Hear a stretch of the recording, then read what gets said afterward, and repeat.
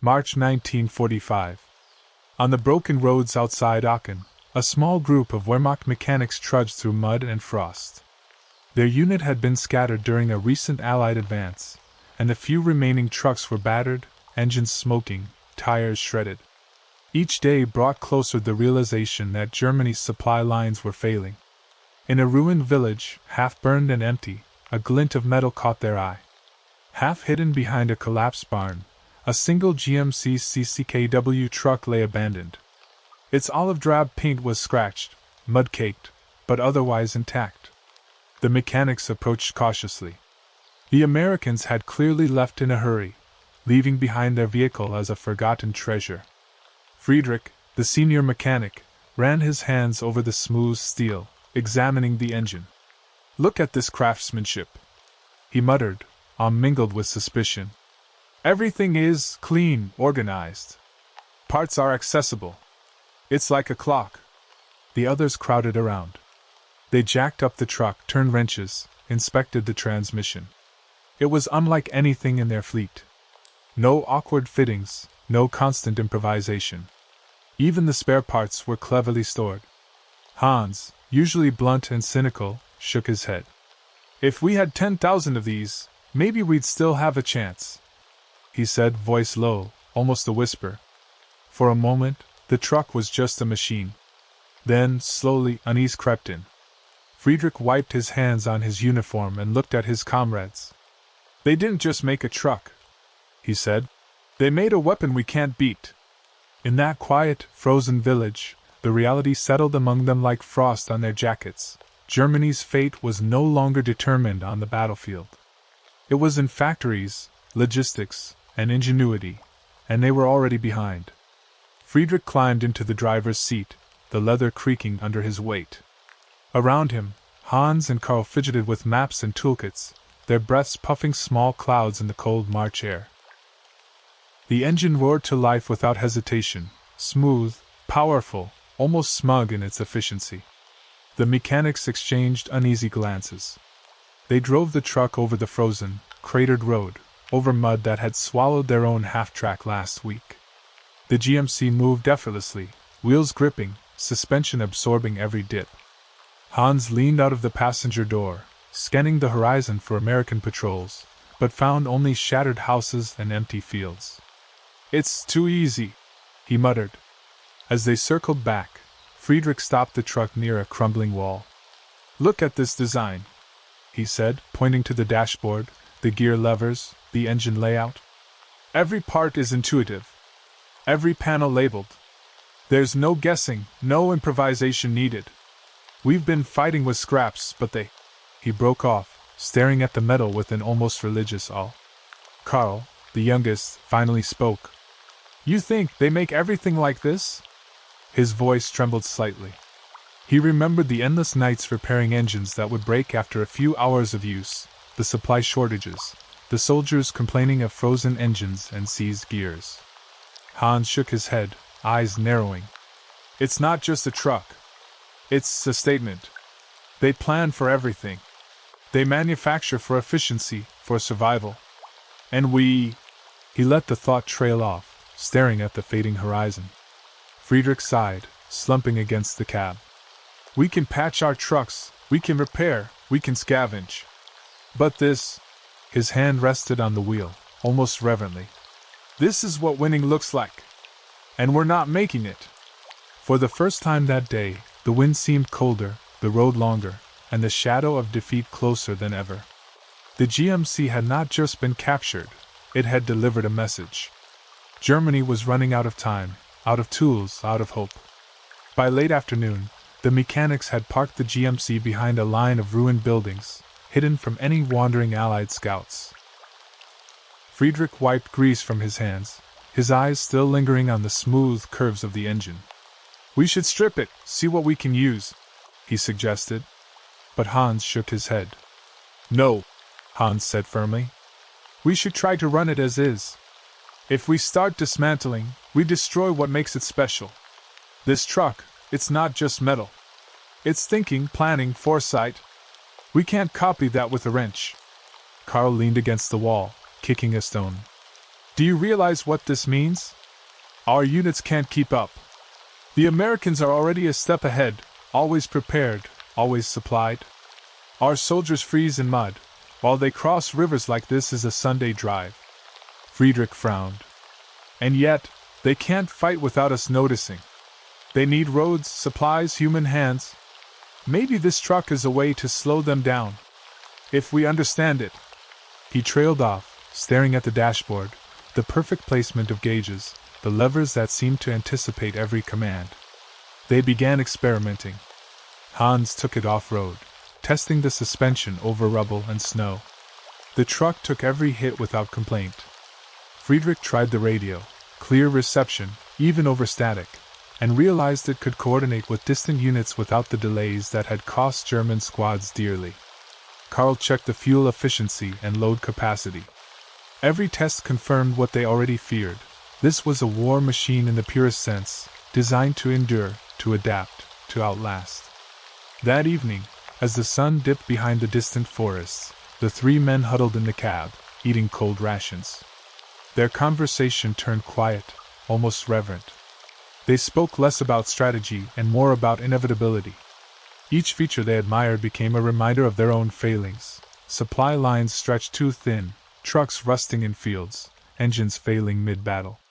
Friedrich finally broke the silence. This truck, it's a mirror.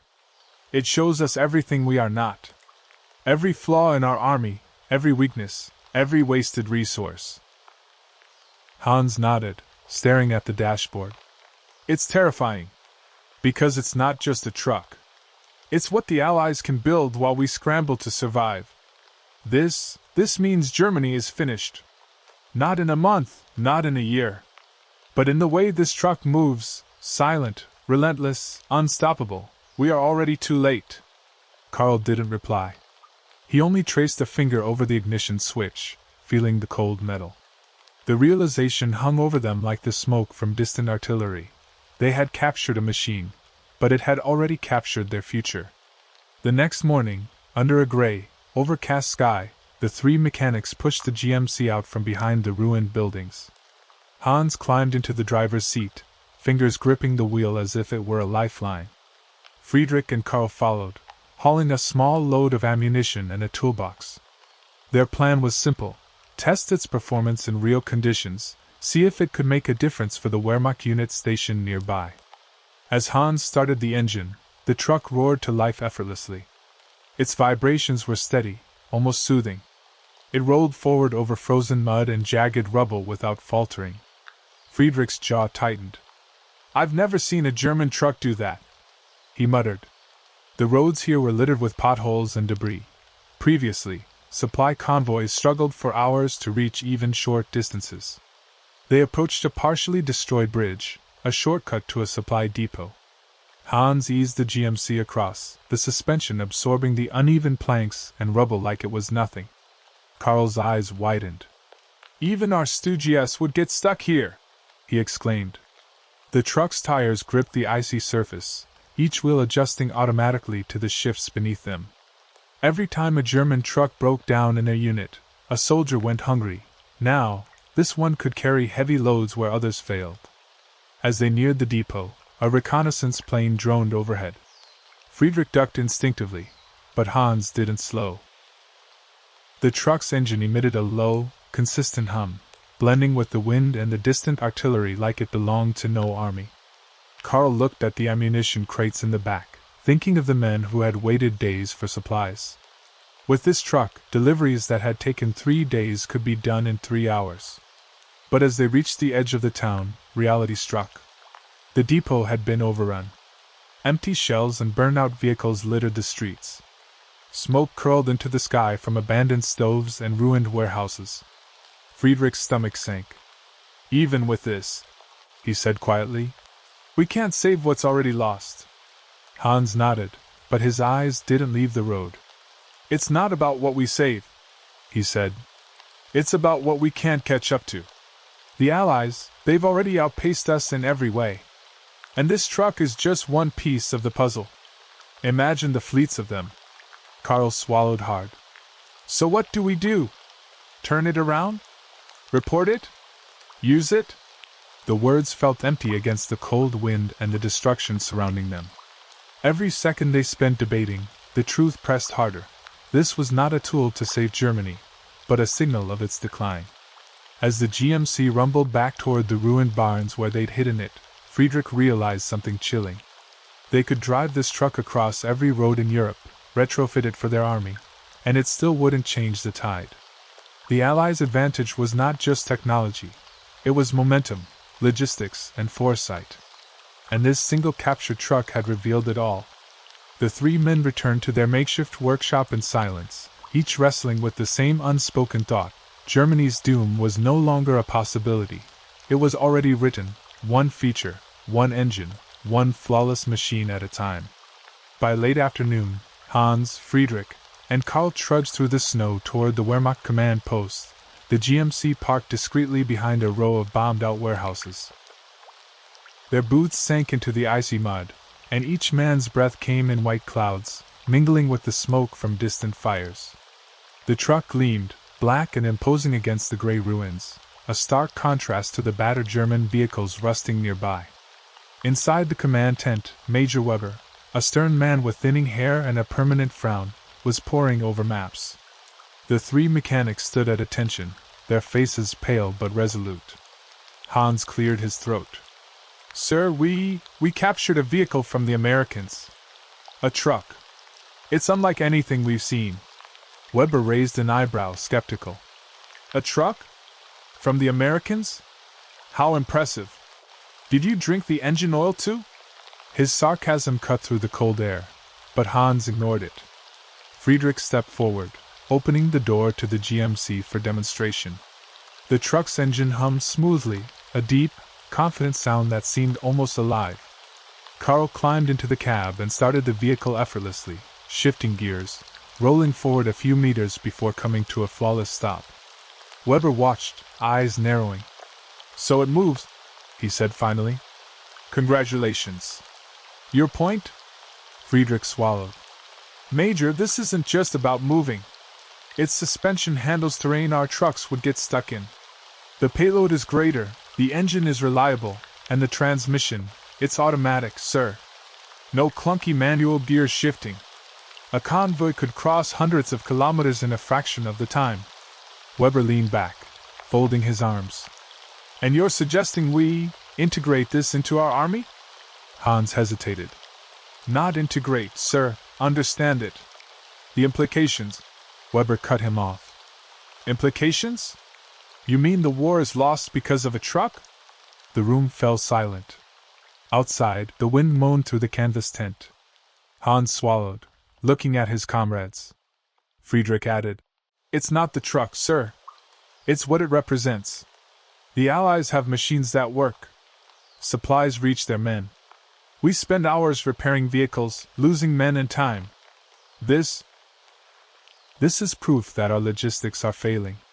Weber's eyes narrowed, and for a moment, the harsh officer seemed human, listening.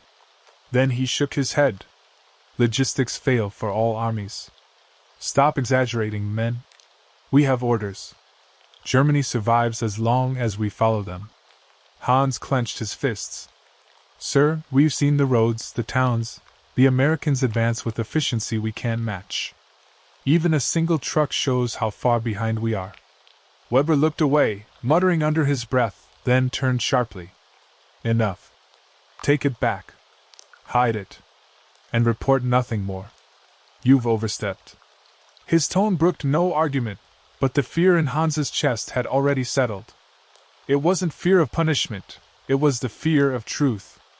As they walked the GMC back to the ruins, Karl muttered, "He doesn't understand, does he? He thinks a truck is just a truck."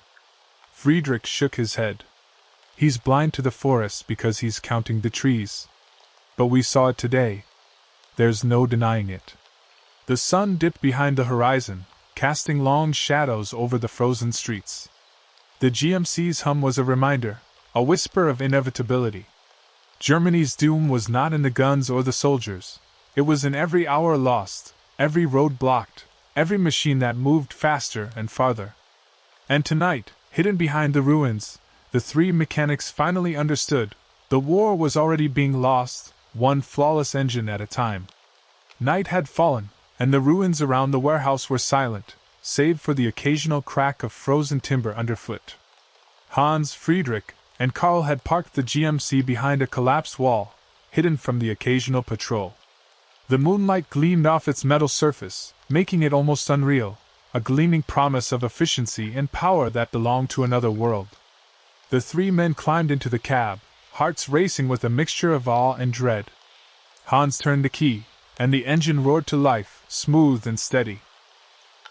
The sound was intoxicating, almost sinful to ears accustomed to coughing, sputtering German trucks. Karl shifted the gears, testing every range. It's effortless," he muttered, almost in disbelief. "Our trucks, we can't even dream of this kind of smoothness in winter." Friedrich had spread out a map of the surrounding region on the hood, using a bit of candlelight from a lantern. "Look at this," he whispered. "With this truck, we could move supplies faster than any Allied patrol could intercept. We could resupply front lines we've written off. But it's useless. By the time we could use it strategically, the Americans would already be here with a dozen more." Hans nodded grimly. "Every truck we capture is just one truck. One is nothing against their armies. One doesn't turn the tide. We're obsolete. Mechanically, logistically, we're already losing." Karl climbed down and opened the rear cargo bed, examining its design. He traced the steel ridges with his gloved hands. "Even the cargo hold, reinforced, waterproof, optimized for rapid loading. We've been driving vehicles that break down after 50 kilometers. They drive hundreds with ease." The night air grew colder, and their breaths formed clouds as they muttered among themselves. Friedrich leaned against the truck's fender, looking at the ruined skyline. "Do you realize what this means?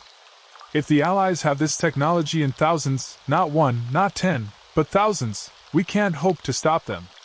Not even with everything we've got left." Hans was silent for a moment, then said softly, "This truck, it's more than a vehicle. It's proof. Proof that our leaders, our strategy, all of it is failing. And we are the ones still repairing mud-caked engines, losing men to breakdowns and delays." Karl let out a bitter laugh. "We thought the Wehrmacht was invincible. We thought our tanks and our discipline could hold. But this changes everything. Even the Americans' basic trucks, they outclass us." They continued experimenting, running the GMC across frozen debris, testing its payload, its speed, its durability. Every test made them more certain. No amount of courage, strategy, or fanaticism could compensate for the technological and logistical gap. By the time the first frost-covered dawn appeared, the three mechanics sat in silence inside the truck cab. The engine idled, almost smug in its perfection, while outside the ruins of a once great city lay quiet and defeated. Friedrich finally whispered, "We should report it. Maybe someone will listen." Hans shook his head. "No. They won't. They'll call us cowards or alarmists. The truth is too uncomfortable." He stared at the dashboard, tracing the smooth contours with his fingers.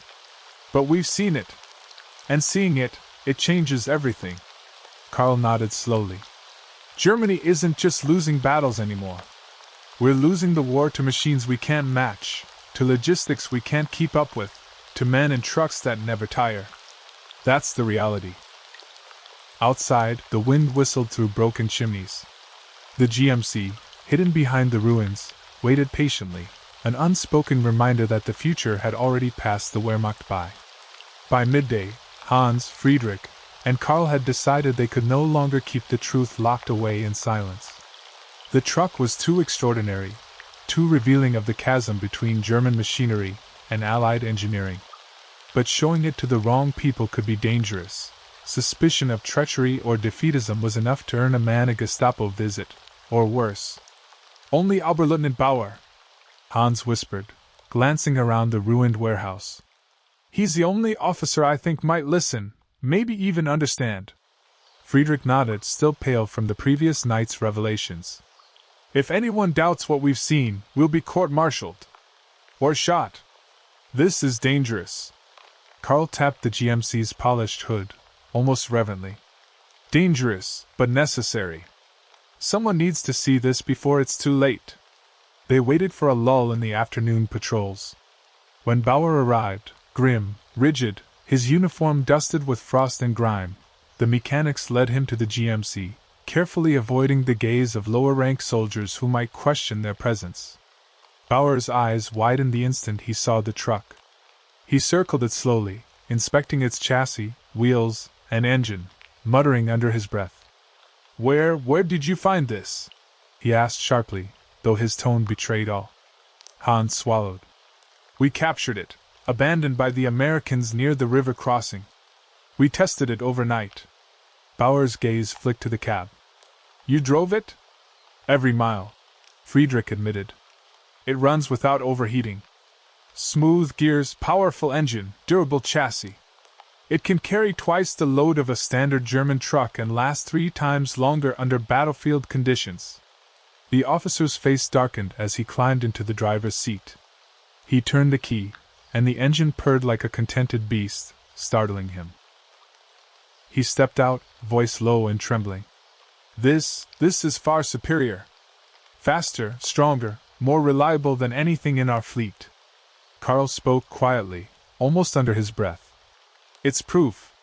Even if we reorganize every division, even if we throw everything into production, we'll never catch up to what the Americans have already deployed." Bauer turned to the men, face pale. Do you realize what you are saying? That Germany may be doomed?" Friedrich's jaw tightened. "We're not exaggerating. Look at the engine, the suspension, the cargo capacity. The Americans' basic logistics machines outperform our best designs. This isn't a small gap, it's a canyon." For a long moment, Bauer stood silently, staring at the gleaming GMC like it was an omen carved from metal. The wind whistled through the ruined warehouse roof, carrying the smell of smoke and frost. Finally, Bauer spoke, voice low and grim. "You may be right. But do not mistake despair for defeat. The High Command, they will not listen. They refuse to see what they do not want to see." Hans clenched his fists. "Then someone has to see it anyway. They have to know what we're facing before it's too late." Bauer looked at the truck, then back at them. "Very well. You may demonstrate its capabilities. But quietly. The wrong person hearing of this, and you may not live to regret it." As the trio prepared the GMC for a short demonstration, a sinking realization settled over them. Even showing the truck to the officer couldn't change the course of the war. The die was cast. Germany's fate was accelerating toward collapse, and they had just glimpsed the machinery that would outpace them at every turn. The first roar of the engine as they drove the truck across frozen debris felt like a funeral bell, echoing across the ruin-strewn landscape. A machine announcing that the war, in truth, had already moved on without them. The next morning, the mechanics arranged a discreet demonstration in a snow-crusted clearing just outside the small town. The GMC gleamed against the gray sky, its olive paint dulled by frost, but still somehow imposing. A handful of Wehrmacht officers, handpicked by Bauer, arrived to witness the truck in motion. Suspicion hung over them like smoke. No officer wanted to admit curiosity about enemy equipment, fearing accusations of defeatism. Hans climbed into the driver's seat, fingers stiff from cold, and turned the key. The engine roared to life with a power that startled everyone. Friedrich adjusted the throttle, coaxing the truck forward. The suspension absorbed every bump, the wheels gripping ice and frozen mud with an ease the officers had never seen in their own vehicles. One young lieutenant, barely 20, muttered, "It's faster than our half-tracks. Smoother, too." His voice trembled with awe, but the older men scowled. Pride and fear warred within them. Karl stepped forward, demonstrating the truck's load capacity. With the officers watching, he lifted sacks of rations onto the flatbed, far more than any standard German truck could carry. Then he revved the engine, and the GMC moved forward effortlessly, even up a slight incline covered in ice. Bauer, usually stoic, could not hide his reaction. He muttered, This is impossible. The Americans, they have outstripped us in every practical detail." His words were barely audible over the truck's steady hum, yet the message hit like a hammer. One colonel, chest puffed with old authority, finally spoke. So what you're telling us is that even our most advanced trucks cannot match this? He shook his head, lips tight. We could throw every factory into production and still be behind. The war is lost in logistics alone. The group fell silent. Outside the cleared area, the frozen landscape seemed to listen. The GMC's engine idled, almost smug, as though aware of the truth it carried. Bauer turned to the mechanics. You've done a service today, but remember this, knowledge of defeat is dangerous. Some will see you as prophets, others as traitors. Be careful whom you speak to. Hans and Friedrich exchanged uneasy glances. They had not come for praise, they had come to show reality. Yet even now, as the cold wind bit at their faces, they understood the futility of hope. Germany's armies might fight on, but their machinery, its very bones, was already obsolete. Later that evening, word of the demonstration spread quietly through the town and nearby units. Rumors grew, a truck captured from the Americans, faster, stronger, unstoppable. Some soldiers laughed nervously, refusing to believe it, others, more cynical, shivered at the implication. In the barracks, Hans lay on his bunk, staring at the ceiling. The image of the GMC's engine, humming with relentless efficiency, replayed in his mind. He felt both awe and dread. We've glimpsed the future, he whispered to Friedrich. And it's not ours. Friedrich, lying beside him, nodded slowly. Germany can still fight, but it's running uphill against a machine it cannot match. Every mile, every convoy, every supply line, it's already lost. Outside, the wind howled across the ruins of towns they had passed. The frozen landscape seemed to mirror their realization, beauty and death intertwined, power and inevitability inseparable. The GMC sat in the clearing, silent now, its presence a mute verdict. The mechanics understood the truth. Capturing it had revealed more than an enemy truck. It had revealed a future Germany could not stop, a war already slipping from its grasp, measured not in soldiers or territory, but in steel, wheels, and engines. News of the demonstration reached the higher echelons of the Wehrmacht with a mixture of disbelief, anger, and dread. Bauer had cautiously reported his findings up the chain, careful not to embellish, yet careful enough to make the magnitude undeniable. Within hours, the message landed on the desk of a general whose face was drawn with exhaustion and fear, a man who had witnessed the collapse of supply lines in Russia and the relentless pounding of Allied air raids on the Reich. The general called an emergency briefing. Maps were spread across the table, dotted with pins marking frontline positions, supply depots, and transport convoys.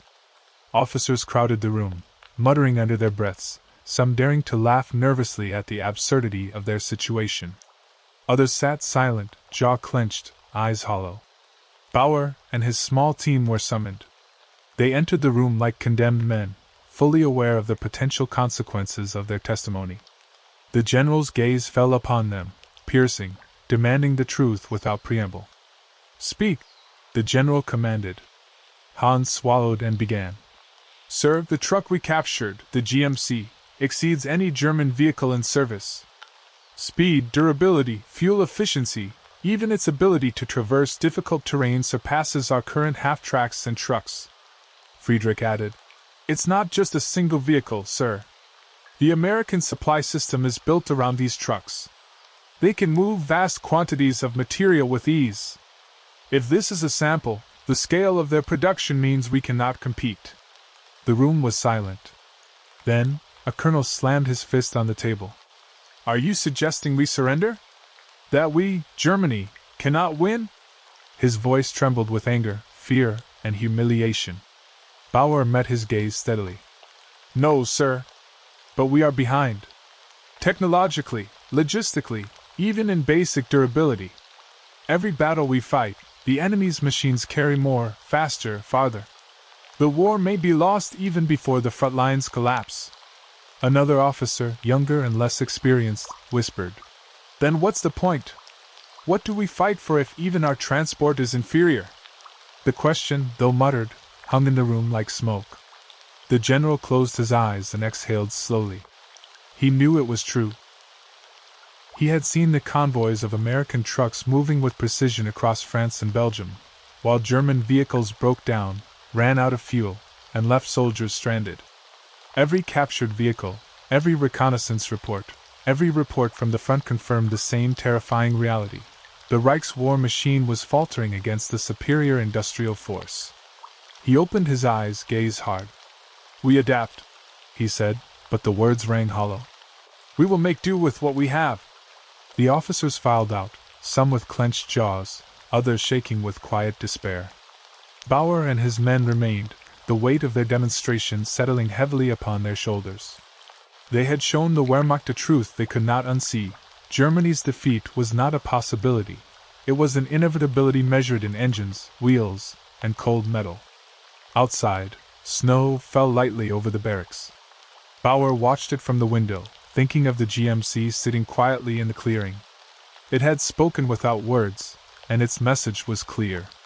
Germany had fought valiantly, but the machinery of war had already decided the outcome. In the days that followed, whispers spread among soldiers. Conversations in hushed tones, half-suppressed laughter masking fear, rumors of impossible trucks, unstoppable engines, and supplies arriving faster than men could carry them. Morale, once unshakable, began to crack like thin ice underfoot. Hans and Friedrich returned to their unit, aware that they had shaken the confidence of men who would march to battle believing the enemy could never be outproduced, only to discover they already had. Every convoy that faltered, every truck that broke down, every shipment that never arrived now carried the bitter taste of inevitability. Even as they performed repairs on German vehicles, they carried a new understanding. The war was no longer a contest of courage or strategy alone. It was a race against industrial might, and Germany had already fallen behind. The spring thaw had turned the roads of northern France into mud-laden quagmires. German convoys struggled to move, their half-tracks and trucks sinking into the mire, engines stuttering, wheels spinning uselessly. Hans and Friedrich drove alongside a small column, tasked with repairing broken vehicles as best they could. Each breakdown, each stranded unit, was a silent confirmation of what they had already seen at the captured GMC. In the distance, the rumble of engines grew louder.